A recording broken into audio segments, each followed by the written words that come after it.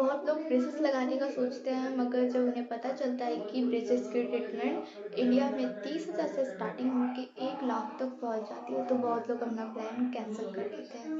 Hello everyone, मेरा नाम है पूजा। आज के वीडियो में मैं बताने वाली हूँ कि अपना ट्रीटमेंट कम से कम पैसों में कैसे करें, कौन से हॉस्पिटल्स बेस्ट होते हैं, बेस्ट ऑर्थोडेंटिस्ट कैसे चूज़ करें। जहाँ प्राइस कम है वहाँ ट्रीटमेंट अच्छे से होगा, इसकी कोई गारंटी नहीं हो सकती, और जहाँ पे प्राइस बहुत ज़्यादा है वहाँ पे भी ट्रीटमेंट अच्छे से होगा, उसकी भी कोई गारंटी नहीं हो सकती। मैं अपने पर्सनल एक्सपीरियंस के हिसाब से मैं बता रही हूँ। मेरे ब्रेसेस लगाने से पहले मैं बहुत जगह, बहुत डेंटल क्लिनिक में विज़िट किया है।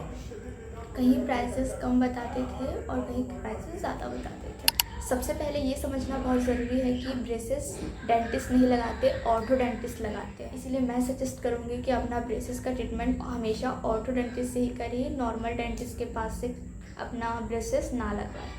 कई लोग नॉर्मल क्लिनिक में चले जाते हैं जहाँ पे ऑर्थोडेंटिस्ट नहीं, सिर्फ और सिर्फ डेंटिस्ट होते हैं। वो लोग कम पैसे बताते हैं, तो बहुत लोग अपना ट्रीटमेंट वहीं से करवा लेते हैं। कभी कभी ऐसा होता है कि हम डेंटिस्ट के पास जाते हैं, वो हमें कम प्राइस बताते हैं कि आपका पूरा जो ट्रीटमेंट है 2 साल का ट्रीटमेंट आपका 19,000 में कंप्लीट हो जाएगा, 20,000 में कंप्लीट हो जाएगा। हम लोग कॉस्ट का सोच के हम वहीं से ट्रीटमेंट करवा लेते हैं, लेकिन ये सबसे बड़ी गलती है। वहाँ लगाने के बाद ब्रेसेस से हमारे दांत ठीक हो जाएंगे, इसकी कोई गारंटी नहीं रहती। देखो, ब्रेसेस लगाना सिर्फ और सिर्फ एक्सपीरियंस की बात तो नहीं होती ना, कि कोई लड़की बचपन से सिलाई कर रही है इसीलिए उसको सिलाई करना पूरी तरह से आता है, वो करते करते एक्सपीरियंस उसको हो जाता है। लेकिन ब्रेसेस के केस में ऐसा नहीं होता है। नॉर्मल जो डेंटिस्ट होते हैं ब्रेसेस तो लगवा देते हैं, लेकिन किस टाइम पे किस वायर को कसना है, किस वायर को ढीला करना है, किस तरफ से खिंचाव देना है, ये सिर्फ और सिर्फ एक ऑर्थोडेंटिस्ट ही जान सकता है। अगर आप उनसे करवा भी लेते हैं, वो तो अंदाजे में करेगा ना कि हाँ मैंने एक का लगवाया था, उसके दांत सीधे हो रहे हैं, मतलब इसका भी हो जाएगा, इसके केस में भी हो जाएगा।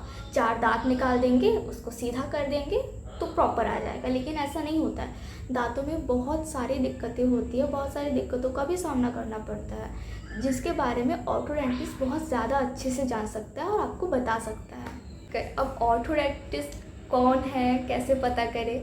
ऑर्थोडेंटिस्ट जो डॉक्टर होते हैं उनके नाम के आगे MDS लगा रहता है, ठीक। उनका एक्सपीरियंस देखें कि 3 या फिर 5 साल से वो ब्रेसेस पे काम करते हैं, दांतों पे काम करते हैं।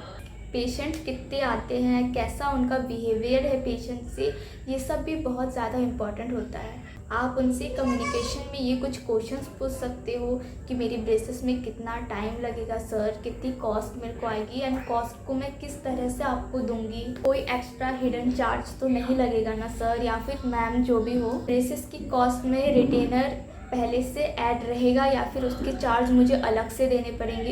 ये सब कॉमन क्वेश्चन है जो आपको ब्रेसेस लगाने से पहले पूछने चाहिए। बहुत सारे केस में कम्युनिकेशन भी इम्पॉर्टेंट होता है कि डॉक्टर आपके साथ अच्छे से बात नहीं कर रहा है, लाइक लगाना है तो लगवाओ, नहीं तो भाड़ में जाओ। ऐसा भी नहीं होना चाहिए। डॉक्टर आपकी प्रॉब्लम समझ रहा है, आपके डाउट्स को क्लियर कर रहा है। ये एक बहुत बड़ा पॉइंट होता है एक ऑर्थोडेंटिस्ट और पेशेंट के बीच में। मैं भी आप सभी को यही सजेस्ट करूँगी कि आप 3-4 क्लिनिक में विज़िट कीजिए, वहाँ पे कैसा क्या कंडीशन है, अपना बात रखें, अपने बातों को क्लियर करें, कॉस्ट के बारे में पूछें कि कितना टाइम लगेगा, क्या क्या होंगे मेरे दांतों में। उसके बाद ही आप अपना ट्रीटमेंट कहीं से करवाएं। और हो सके तो अपना EMI भी पूछ लेना, EMI ऑप्शन कैसा रहेगा, कि मेरे को कितना पे करना पड़ेगा मंथली। जैसे कि मैं जहाँ पे जाती हूँ, मैं जिस क्लिनिक पे जाती हूँ, वहाँ पे मैंने विज़िट के टाइम पे 5,000 रुपये जमा किए थे, एंड उसके बाद से वो लोग कोई भी प्रेशर नहीं देते हैं कि आपको 1,000 ही जमा करने हैं, 2,000 ही जमा करने हैं। अपने हिसाब से, अपनी सहूलियत के हिसाब से आप जमा कर सकते हो, जितना आपके पास हो, 500, 1,000, 2,000, जैसा भी हो वैसा बिना प्रेशर के आप जमा कर सकते हो। तो आप इस बारे में भी अपने ऑर्थोडेंटिस्ट से ज़रूर पूछें। और अगर आपको ब्रेसेस लगवाने हैं और फाइनेंशियली आपके पास ज़्यादा सपोर्ट नहीं है, तो मैं आपको सजेस्ट करूँगी कि ज़्यादा महंगे ब्रेसेस की तरफ आप ध्यान ना दें। अगर नॉर्मल ही कुछ प्रॉब्लम्स है आपके दांतों में, तो आप मेटल ब्रेसेस का ही ट्रीटमेंट करवाएं। वो कॉस्टली तो होते हैं, 30,000 से 40,000 तक के होते हैं, लेकिन इसमें प्रोसेस जो है वो थोड़ा स्लो रहता है और आपको मंथली ईएमआई भी स्लो देना पड़ेगा। वहाँ पे कॉलेज स्टूडेंट के लिए बहुत सारे ऑफर्स रहते हैं जिससे आपकी कॉस्ट और थोड़ा कम हो जाएगा। बात करते हैं अब गवर्नमेंट हॉस्पिटल की। गवर्नमेंट हॉस्पिटल प्राइवेट हॉस्पिटल के कंपैरिजन में बहुत ही ज़्यादा कम होता है।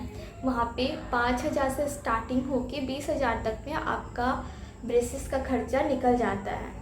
एंड कुछ सिंपल से फैक्ट्स में मैं आप सभी को समझा देती हूँ। गवर्नमेंट हॉस्पिटल में एक ये भी मिस्टेक होता है कि वहाँ के डॉक्टर्स चेंज हो जाते हैं कभी कभी।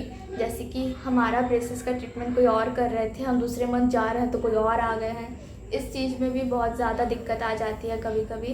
प्राइवेट हॉस्पिटल में ब्रेसेस के लिए एक ही ऑर्थोडेंटिस्ट रहते हैं जो रेगुलर ट्रीटमेंट करते हैं। सो वीडियो को यही एंड करते हैं। अगर आप लोग ब्रेसेस लगवाने वाले हो या फिर ऑलरेडी लगा चुके हो तो अपना एक्सपीरियंस मेरे साथ कमेंट में शेयर ज़रूर करना। वीडियो को लाइक कर देना और चैनल को सब्सक्राइब करना मत भूलिएगा।